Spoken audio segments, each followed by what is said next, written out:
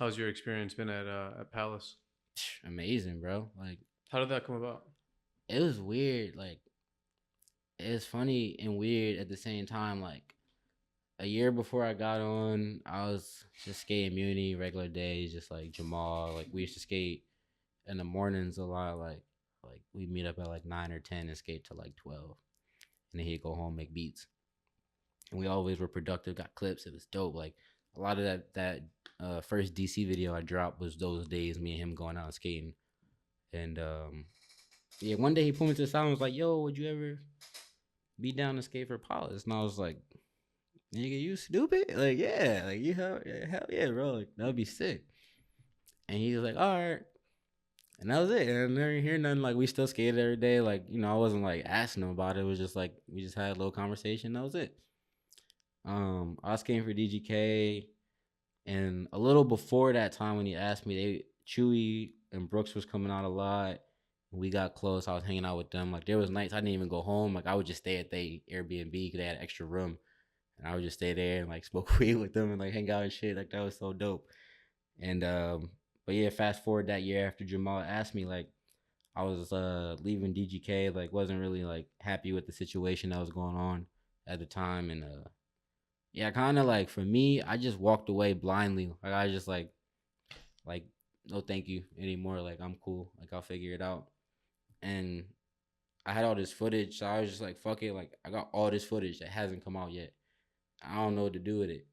And I was talking to Chewy. I was just like, bro, I'm about to go to Palace and get these boards. And I did go to Palace and got some boards. And then I went back to Philly because I just had some money that I had saved up.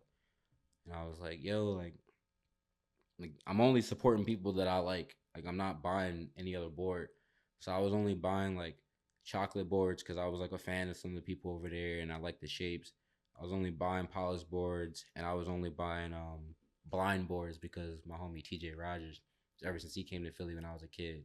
So at that time, that's the only boards that I was buying, and I was just like, yeah, I'm only buying these joints. You think you can hook it up with like a board every now and then, like whether it's like on every month or like every other, whatever you can do. Like I'll take whatever. Like I appreciate it. I ain't got shit right now. And I'm just working again, and I start working at the Philly Pretzel Factory as like the head baker, and they're just like, yeah, like we'll figure it out. Like give you some boards. Like maybe I could throw it in Jamal's box, and like a couple of days went by. We talked every day, and he was just like, "Yo, Brady wants to talk to you." And I was just like, "All right, like fuck it." He's like, maybe like he'll send them directly to you, like outside Jamal's box. And I was like, "All right, that'd be dope. Like anything, bro. Like I appreciate it. I don't care if I get one board a year. Like I appreciate it because boards are getting expensive."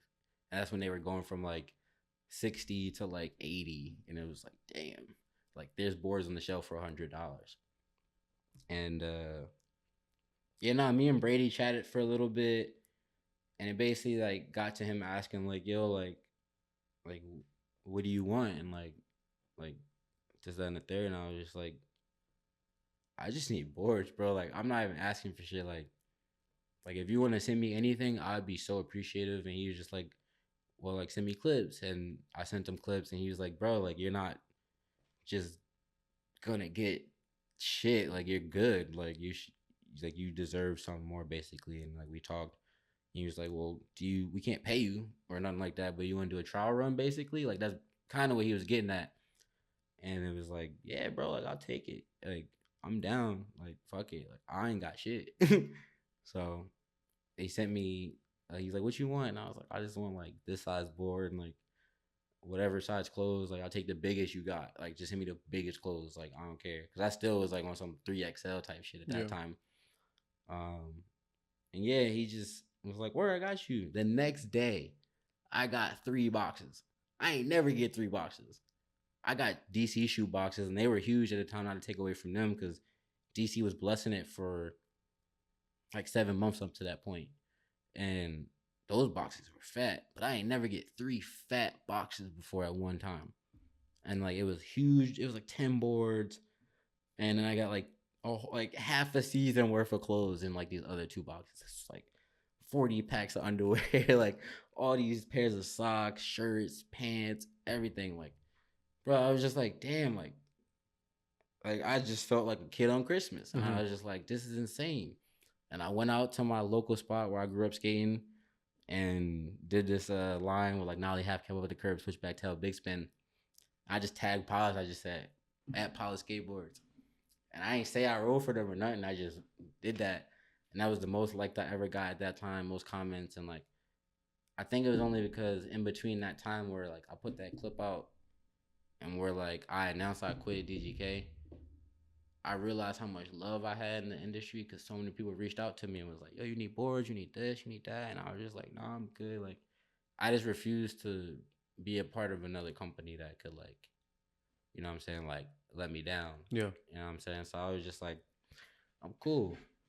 And I was just like, I don't want anything to do with anybody anymore. And the only reason I really trusted the guys at Palace is because I knew Brooks, I knew Chewy, I knew Jamal like since I was a kid, and like I also grew up as a fan, just like I grew up as a fan at DGK. Yeah. Yeah. So to me, it was the only thing that felt natural, and that's the only reason why I was willing to do it. And then I found out because you know I called a few people and was like, "You think this is a smart move?" And they was like, "Yeah, you should do that." And I ended up finding out that you know they was calling people in Philly and calling people around the industry asking questions like about me before I even got on, and it made me realize like these people really wanted me on their team. They just didn't want to take me from some thinking I was happy. Yeah. And it all worked out because I was able to ride for a team that wanted me on their team, and I wanted to be a part of it. So it was something that I always wanted, and it was the first time I had that feeling. Because the only other time I had that is growing up buying DGK boards and wanting that, and then you know that influence kind of changed around when Palace was coming out, and we still had the indoor skate park. I was buying a lot of Lucas Puig boards and Chewy boards at the time because I liked their style. So it was like Rodrigo boards, Chewy boards, or it was a Marquise Henry board, and then it was a Jamal board, and like or like we used to say it was Jamal boards because it was just a Palace team board. We'd be like, nah, it's a Jamal board, and we'd do that. And then either it was a Chewy board, a fucking Benny Fairfax board, or we would skate a Kalis board, or like I remember having a lot of Dane Vaughn boards because like the graphics were just like whatever, and they would order like 10 of them because they were just like, and I would just get those ones because like eventually they'd be on sale for like $45. Like I can get like 5 of them. Yeah. So we just do that shit, and those are the only two brands that like people love because they supported what they knew. They knew DGK and they knew Jamal was skated for Palace, so that's what got supported. And that's what we did, man. And then like a lot of that shit was KT hand me downs. Like KT would leave boards for us growing up and shit like that. So those were the excuse me. Those were like the only people that like I was willing to support because they were either mentors or they always supported me. So it only felt right that I would buy the boards that they were being invested in. So that way they can keep investing in them. And that's kind of how Philly worked. Like we stick together as a community of people doing something. Like I'm buying your board, bro. Like even as a pro athlete now, like all my friends that's turning pro, I make sure I buy their boards because it's gonna support them. Yeah.